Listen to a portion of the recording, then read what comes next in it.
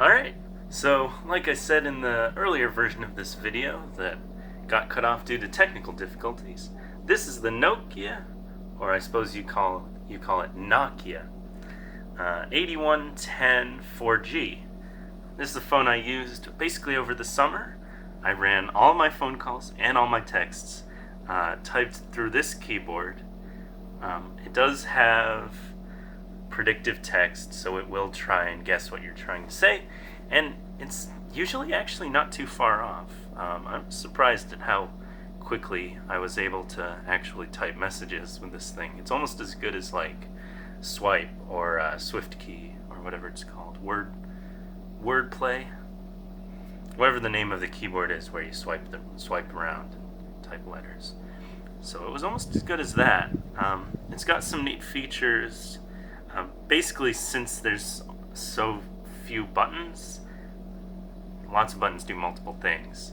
Like, you can use the power button to turn the phone on and off, but you can also use it to lock it, just to turn the screen off.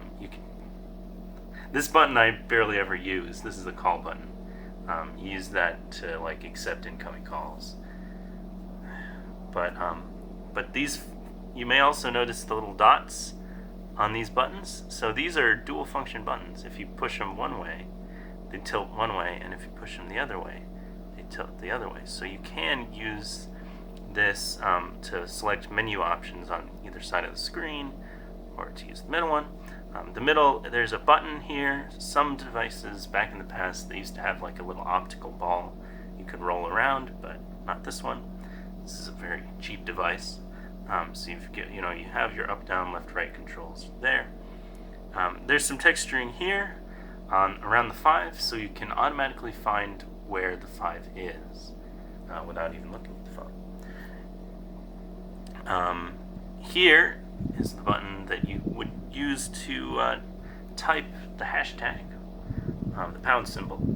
But you could also use this to activate the settings, so that was kind of neat.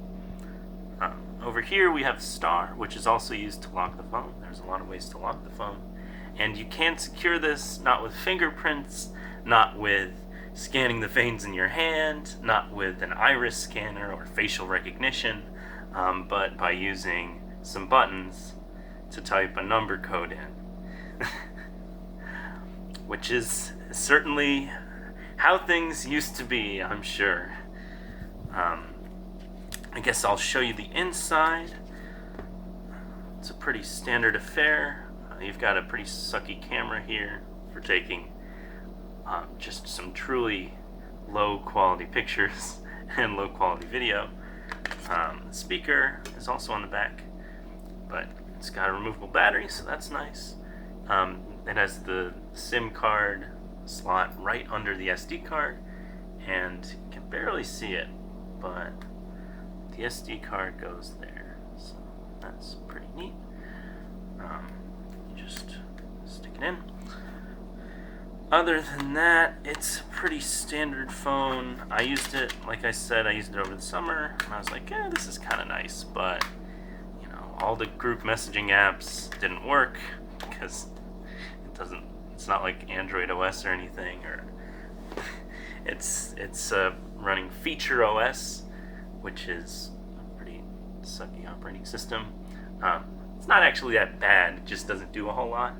Or in some regions it runs Series 30 Plus, which is also not very smart. It's not a smart device, it's very dumb, but for making phone calls, it's texts, it was actually not bad. I could even use it as a music player, because I would just fill an SD card with music and stick it in and use a headphone jack. That's pretty useful. You can't take that for granted anymore. But that's the Nokia 8110. Wait a minute, 8110. Did I say the wrong name? Have I been saying the wrong name this whole time? This is the Nokia 3110 4G.